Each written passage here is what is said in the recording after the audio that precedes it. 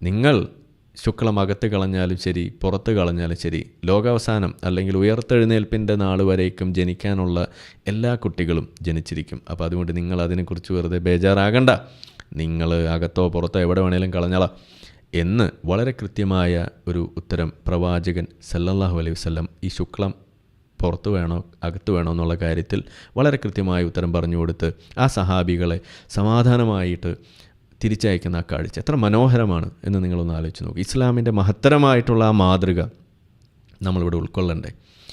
ഇത്രയും കൃത്യമായ രീതിയിൽ റേപ്പ് ചെയ്യുമ്പോൾ ശുക്ലം പോലും എവിടെ കളയണമെന്ന് പഠിപ്പിക്കുന്ന മതം വേറെ ഏതെങ്കിലും മതം ഉണ്ടോ? പ്രിയപ്പെട്ട സുഹൃത്തുക്കളെ, എൻ്റെ വിശ്വാസി സുഹൃത്തുക്കൾ എന്നോടൊന്ന് പറയണം, എനിക്കൊന്ന് പറഞ്ഞു തരണം. ഉണ്ട് എന്നുണ്ടെങ്കിൽ ഞാൻ സത്യം പറഞ്ഞു കഴിഞ്ഞാൽ ഇതൊക്കെ തിരിച്ചറിയാൻ വൈകി. ഇന്നിപ്പോൾ ഇതൊക്കെ വായിക്കുമ്പോൾ എനിക്കിങ്ങനെ മനസ്സിലൂടെ വരുന്നൊരു ചിന്ത എന്ന് പറഞ്ഞു കഴിഞ്ഞാൽ തിരിച്ച് വീണ്ടും ഇസ്ലാമിലേക്ക് പോയാലോ എന്നാണ് ഇപ്പോൾ ഞാൻ ആലോചിച്ചുകൊണ്ടിരിക്കുന്നത്. ഇതുപോലെയുള്ള കാര്യങ്ങൾ